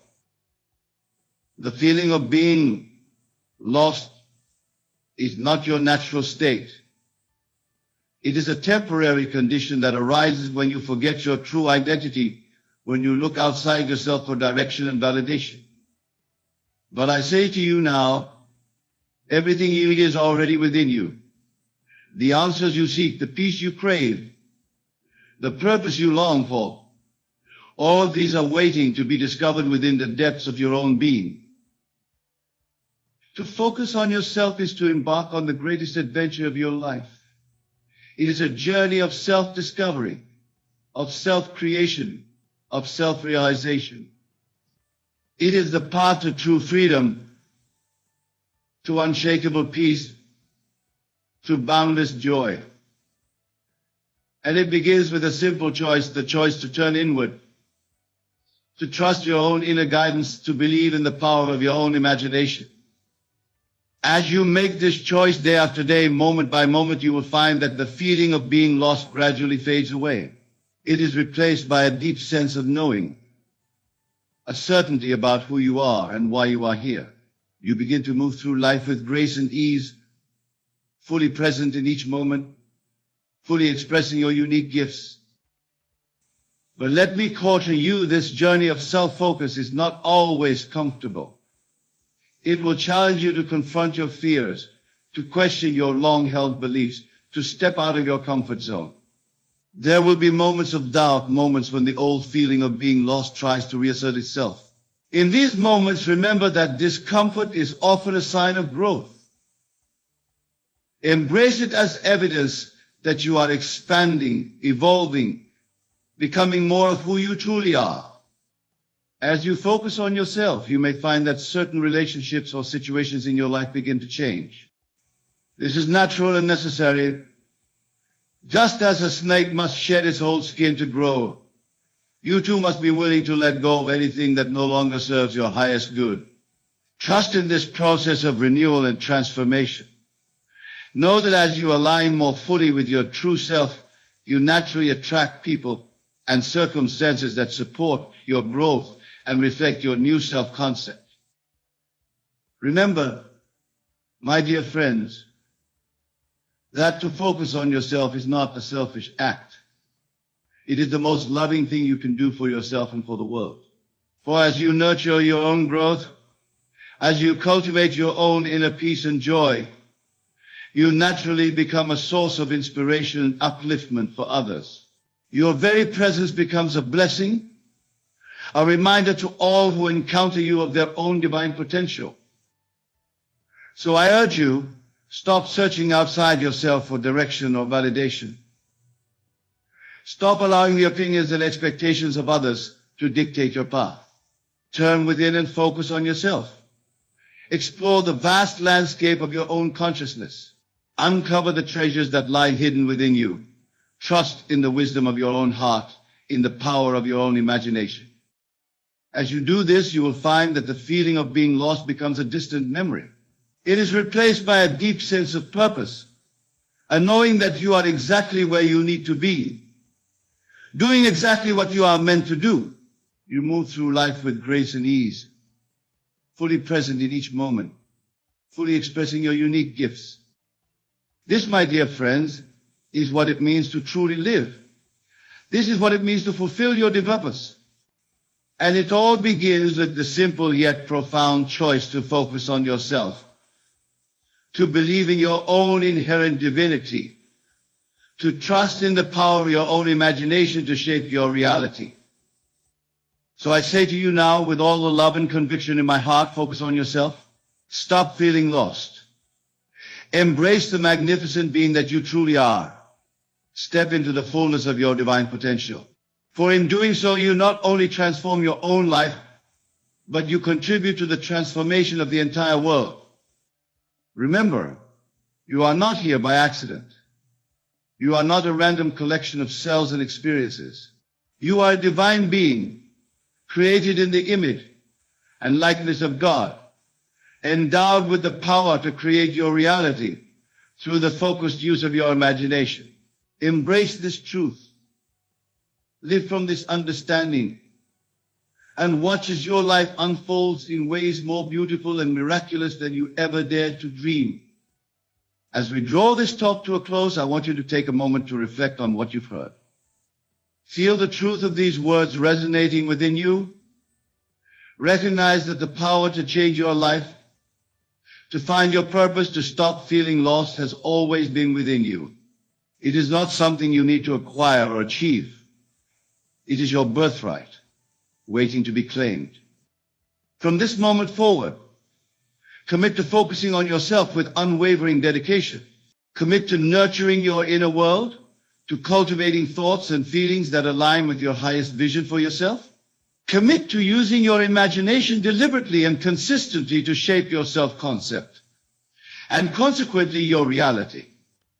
As you leave this place and return to your daily lives, carry this message with you. Let it be a beacon of light guiding you back to yourself whenever you feel lost or overwhelmed.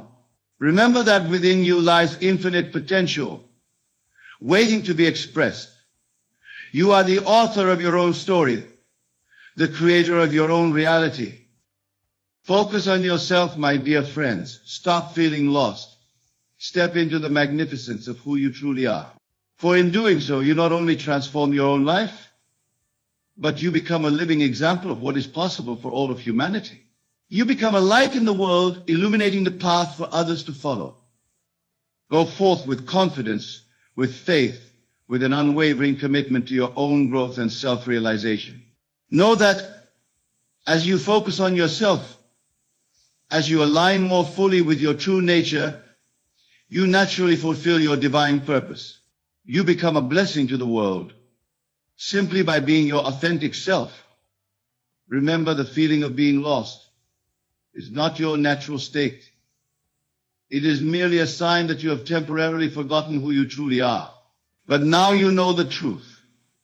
Now you have the tools to reconnect with your inner wisdom, to tap into your infinite potential, to create the life you desire. So I say to you one last time, focus on yourself. Stop feeling lost. Embrace the journey of self-discovery and self-creation. Trust in the power of your imagination to shape your reality. Believe in the divinity within you and watch as miracles unfold in your life. You are more powerful than you know. You are more loved than you can imagine. You are here for a divine purpose. Embrace this truth. Live from this understanding and let your light shine brightly in the world. For in doing so, you not only fulfill your own destiny, but you inspire others to do the same.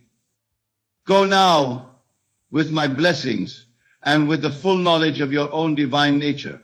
Focus on yourself. Stop feeling lost and step into the fullness of who you truly are. The world is waiting for your unique gifts, for the expression of your true self. Do not keep it waiting any longer. The time is now. You are ready. Embrace your power. Embrace your purpose. Embrace the magnificent being that you are. And so it is. The 2 words I am about to share with you are not to be spoken lightly. They are not to be shared carelessly. For in these 2 words lies the key to unlocking the infinite potential of your imagination. The power to manifest anything you desire. Now you might be wondering, Neville, what are these 2 words? How can mere words have such power? And therein lies the crux of our discussion today. The power of these words lies not in their sound or their spelling, but in the state of consciousness they evoke when properly understood and applied. The 2 words are simply this: I am. Yes, I am. These 2 words, when used with understanding and feeling, contain within them the power to reshape your entire reality.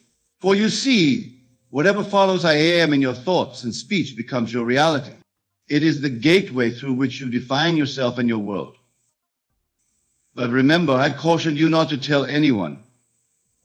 This is not because this knowledge is to be hoarded or kept secret out of selfishness. No, it is because the power of these words is deeply personal. It is a power that must be experienced, not merely heard about. It is a truth that must be lived, not simply intellectualized. Now, let us delve deeper into how to use these two powerful words to manifest anything you want. The key lies in understanding that I am is not just a statement. It is a declaration of being. When you say I am, you are defining your state of consciousness, and your state of consciousness is the lens through which you experience and create your reality. Consider for a moment how often do you unconsciously use these words in a way that limits you. I am tired, I am broke, I am unlucky in love. Each time you make such a statement, you are impressing upon your subconscious mind a state of being that it must then outpicture in your world. But here's the liberating truth. You have the power to consciously choose what follows I am. You have the ability to define your state of being in alignment with your desires. This, my friends, is the key to manifesting anything you want. So how do we begin this process of conscious creation through the power of I am? The first step is to clearly define what you wish to manifest. What is it that you truly desire? Be specific. Don't simply say, I am rich. Instead, declare, I am abundantly provided for in all areas of my life. Don't just say, I am in a relationship. Instead, affirm, I am in a loving, fulfilling partnership that brings out the best in me. Once you have your clear declaration, the next step is to feel the reality of words. This is crucial. You must feel the truth of your I am statement now, not in some distant future. Remember, your subconscious mind doesn't understand time. It only understands the present moment. So if you say I am but feel that it's not true yet, you're sending mixed signals to your subconscious. Instead, as you declare your I am statement, allow yourself to feel the reality of it. How would you feel if your declaration were already true? Would you feel joyful, confident, free, grateful? Embody these feelings, live from this state of being. This is not pretending or lying to yourself. This is assuming a new state of consciousness, which is the very essence of creation. Now, some of you may be thinking, but Neville, how can I feel something that isn't yet true? This is where the power of your imagination comes into play. Your imagination is the bridge between your current reality and your desired state.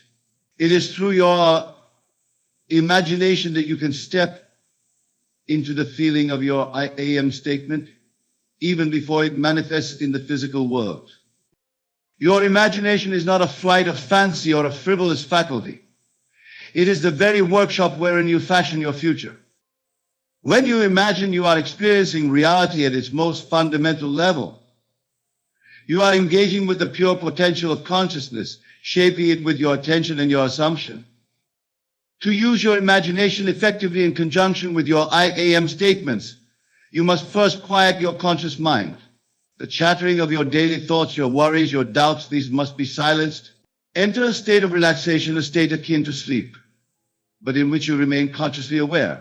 In this state, your subconscious mind becomes more receptive to impression. Once in this relaxed state, declare your I am statement. Feel its truth. Then construct a scene that implies the fulfillment of this statement. If your statement is, I am abundantly provided for, you might imagine yourself looking at a bank statement with a large balance, or making a significant purchase with ease and joy. If your statement is, I am in perfect health, imagine yourself engaging in activities that demonstrate vibrant health and vitality. The scene itself should be short and simple. It's not about creating an elaborate story, but about capturing a moment that implies your I am statement is now a fact. This scene is your platform, the stage upon which you would enact the feeling of your words fulfilled. Now step into this scene. Don't watch it as a spectator, but experience it from the first-person perspective. Be there in that moment, and as you experience it, let the feeling of fulfillment wash over you. Feel the gratitude, the joy, the satisfaction of your I am statement realized. This is where many falter in their attempts at manifestation. They can see the scene clearly, but they fail to evoke the feeling. Remember, it is the feeling that gives life to your words and your imaginal act. Without feeling, your I am statement and visualization are merely mental exercises. With feeling, they become acts of creation. As you practice this, you may find that the feeling comes more easily with repetition. Each time you declare your I am statement and return to your scene, the feeling becomes more vivid, more real. This is good. You are strengthening the impression upon your subconscious mind. But here's a crucial point. Once you have evoked the feeling, once you have impressed it upon your subconscious, you must carry it with you into your waking life. This is where many stumble. They do their I am exercise, they feel it intensely in the moment, but then they return to their daily life and fall back into old patterns of thought and feeling.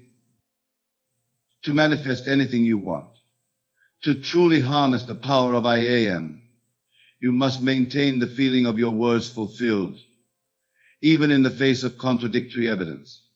This is where faith comes in. Not blind faith, but faith born of understanding. Understanding that your outer world is a reflection of your inner state. When you truly grasp this, you will no longer be swayed by appearances. You will know that what you see around you is the effect, not the cause. The cause lies in your consciousness, in your feeling. And as you persist in the feeling of your I am statement fulfilled, your outer world must reshape itself to match this inner conviction. Now let us address a common challenge in using the power of I am, the apparent contradictions of your senses. As you begin to live in the feeling of your words fulfilled, you may find that your current circumstances seem to contradict your statement. How do you maintain your feeling in the face of these seeming contradictions? This is where the art of ignoring comes into play. To ignore is not to deny the existence of something, but to refrain from giving it your attention and energy. When contradictory evidence appears, acknowledge it briefly. Then immediately return your attention to the feeling of your I am statement fulfilled. Remember, what you see in your outer world is the result of past assumptions, past feelings. It is like an echo of what you once believed.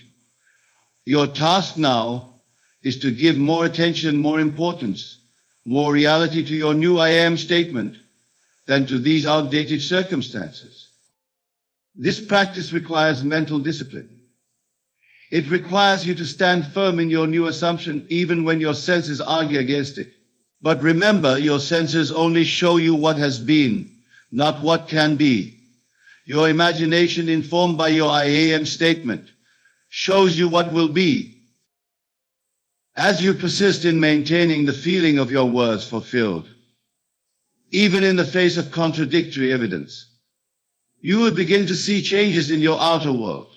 These changes may start small, a fortunate coincidence, an unexpected opportunity, a shift in someone's behavior towards you. Do not dismiss these as mere chance. They are the first fruits of your new assumption taking root. Now let us delve deeper into the nature of feeling in using the power of I am. When I speak of feeling, I am not referring merely to emotions, though emotions play a part. I am speaking of a deeper sense, a knowing, an unshakable conviction.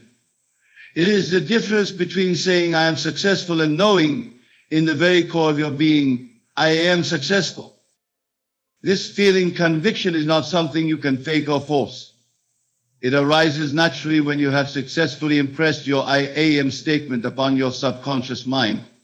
This is why the repeated use of your imagination is so crucial. Each time you declare your statement and step into the feeling of it fulfilled, you are deepening this impression. Think of it like wearing a groove in a record. The first time you play the record, the needle may skip and jump. But with repeated plays, the groove deepens and the music plays smoothly. Similarly, as you repeat your I am statement and imagine or act, the feeling becomes more natural, more habitual. It becomes your dominant state. This is the state from which creation occurs. When you can maintain this feeling conviction throughout your day, when it becomes as natural as breathing, you have mastered the art of conscious creation through the power of I am. Your outer world has no choice but to conform to this inner state. But what of those moments when doubt creeps in? When fear arises? When the old patterns of thought and feeling try to reassert themselves? These moments are inevitable, especially in the beginning of your practice. Do not be discouraged by them. Instead, see them as opportunities to strengthen your new assumption. When doubt arises, do not fight it. Fighting against a thought only gives it more power. Instead, gently but firmly return to your I am statement and the feeling of it fulfilled. Remind yourself that what you see around you is the past. Your new statement, your new feeling is creating your future. This brings us to another crucial aspect of using the power of I am, the concept of living in the end. Living in the end means assuming the feeling of your words fulfilled in your day-to-day life. It's not enough to declare your I am statement for a few minutes each day and then return to your old patterns of thought and feeling. You must carry the feeling of your words fulfilled with you throughout your day. This doesn't mean you deny your current circumstances. Rather, you acknowledge them briefly, then immediately return to the feeling of your I am statement fulfilled. You live from the assumption that what you have declared is already true. For example, if your statement is I am abundantly wealthy, you would feel the security, freedom, and joy of wealth as you go about your day. When you make purchases, you would feel the ease and confidence of someone who has more than enough. When you interact with others, you would carry yourself with the assurance of a wealthy person. Living in the end requires a shift in your entire way of being. It's not about pretending or play acting. It's about genuinely assuming a new state of consciousness. When you do this effectively, you'll find that your actions naturally align with your assumed state, accelerating the manifestation process. Now, let us address the role of action in using the power of I am. Some people mistakenly believe that manifesting means they can simply declare their I am statement and then sit back and wait for their desires to magically appear. This is not the case. Using the power of I am does not negate action, it informs action. When you successfully impress your statement upon your subconscious mind, when you truly feel it as real, you will be inspired to take actions that align with this state. These actions will feel natural, even inevitable. They will not be driven by fear or lack, but will flow from your assumed state of fulfillment. This is a crucial distinction. When you take action from a place of lack, trying to get what you desire, you are actually affirming the assumption of not having it. But when you take action from the assumption of already being what your I am statement declares, you open yourself to infinite possibilities for its expression and expansion. So do not neglect action, but ensure that your actions are aligned with and flowing from your assumed state.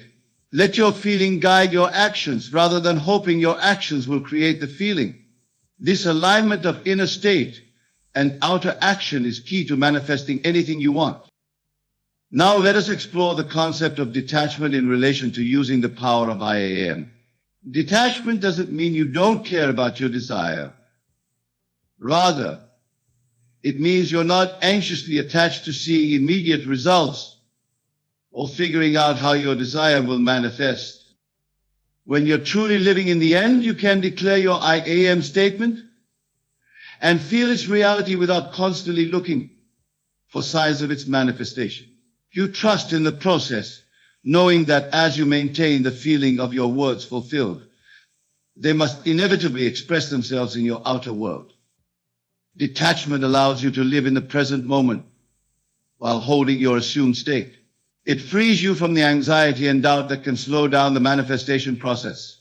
It allows you to enjoy the journey of manifestation rather than being solely focused on the destination. Practice detachment by reminding yourself that your I am statement, imbued with feeling, is the reality. What you see in the outer world is just a shadow, a reflection of past assumptions. As you persist in your new assumption, this shadow must change to match the new reality you're imagining and feeling. Let us now address the importance of gratitude in using the power of I am. Gratitude is not just a pleasant emotion. It is a powerful creative force. When you feel genuinely grateful, you are affirming that you already have what you desire. This aligns perfectly with the principle of living in the end. Begin to cultivate an attitude of gratitude for your I am statement, even before you see it manifested in your physical reality. Be thankful for it as if it were already true. Feel appreciation for the abundance that surrounds you in all forms, the air you breathe, the sun that shines, the food you eat. As you practice gratitude, you are assuming the state of someone who has their I am statement fulfilled. This assumption, persistently held, must manifest in your outer world as the realization of your words. Now, let us explore the power of revision in using I am. Revision is not merely about changing your memories or rewriting your past. It is about recognizing that the past only exists in your mind, and therefore it can be changed in your mind. At the end of each day, take a few moments to review the events of your day. If there were any events that were not in alignment with your I am statement, revise them in your imagination. See them unfolding in a way that aligns with your words. Feel the satisfaction, the joy, the fulfillment of this revised version of events. By doing this, you are not denying what physically happened. You are changing the impact of that event on your subconscious mind. You are impressing upon your subconscious a reality that aligns with your I am statement, rather than one that contradicts it. As you make this practice of revision a habit, you will find that your reactions to current events begin to change. You will become less reactive, more peaceful, more aligned with your desired states of being. This alignment accelerates the manifestation process. Let us now discuss the importance of persistence in using the power of I am. While we speak of manifesting anything you want, it's important to understand that the speed of manifestation can vary. Some desires may manifest almost instantly, while others may take more time to fully materialize in your physical reality. The key is to persist in your assumption, regardless of how long it seems to be taking. Remember, the outer world is a reflection of your inner state. If you waver in your assumption, if you lose faith in the process, you send mixed signals to your subconscious mind, which can slow down the manifestation process. Persistence doesn't mean forcing or struggling. It means consistently returning to your I am statement and the feeling of it fulfilled, even when the outer world seems to contradict it.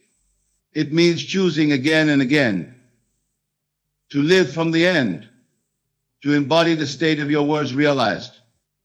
This persistence requires faith, not blind faith, but faith born of understanding. Understanding that your outer world is a reflection of your inner state, and that as you persist in your new assumption, your world must reshape itself to match it. Now let us address the role of self-concept in using the power of I am. Your self-concept, the beliefs you hold about who you are, is perhaps the most powerful factor in determining what you can manifest in your life. Many people struggle to manifest their desires because their self-concept contradicts what they're trying to achieve. They may declare, I am wealthy, but deep down they don't believe they're the kind of person who can be wealthy. They may state, I am loved, but fundamentally believe they're unworthy of love. To use the power of I am effectively, you must be willing to revise your self-concept. This involves not just declaring your I am statement, but truly feeling and being it as your core identity. It's not about creating a false image of yourself, but about recognizing and embracing your true limitless nature. Remember, at your core, you are pure consciousness. You are not defined by your past experiences, your current circumstances, or the opinions of others. You are the awareness in which all these things appear. And this awareness, your true self, is infinite in its potential. As you use your I am statements to assume your desired states, you are essentially recreating yourself. You are stepping into a new concept of self, a new understanding of who you are and what's possible for you. This revision of self-concept is crucial for using the power of I am effectively.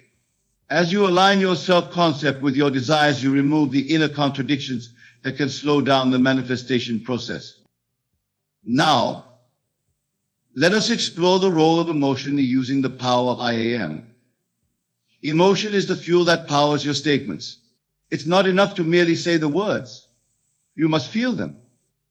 When you combine your I am declaration with genuine emotion, you create a powerful impression on your subconscious mind. This is because your subconscious responds more strongly to feeling than to intellectual thought. The emotions you want to cultivate are those you would feel if your I am statement were already realized. If your statement is, I am wealthy, feel the security, the freedom, the joy that comes with financial abundance. If it's, I am loved, feel the love, the connection, the companionship.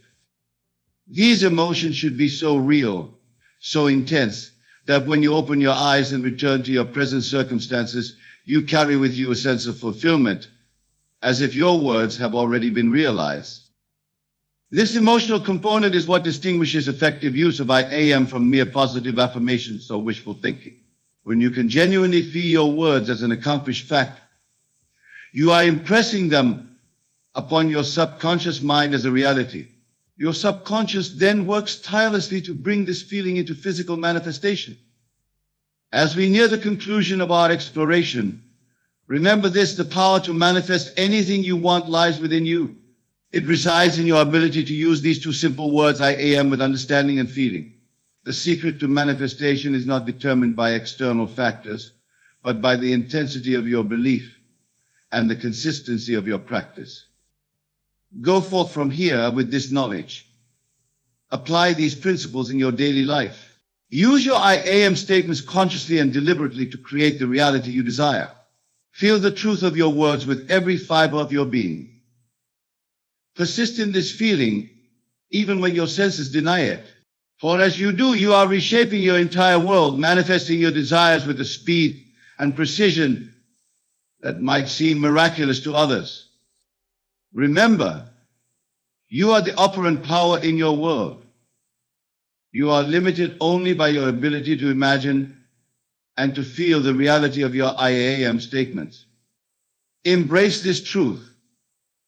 Live from this understanding and watch as your world transforms around you, reflecting the newfound mastery of your creative power.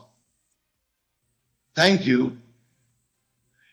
And may your journey of conscious creation through the power of I am be filled with joy, wonder, and the thrill of manifesting your deepest desires. Go now and create the life you've always dreamed of, for you are the master of your destiny, the author of your reality.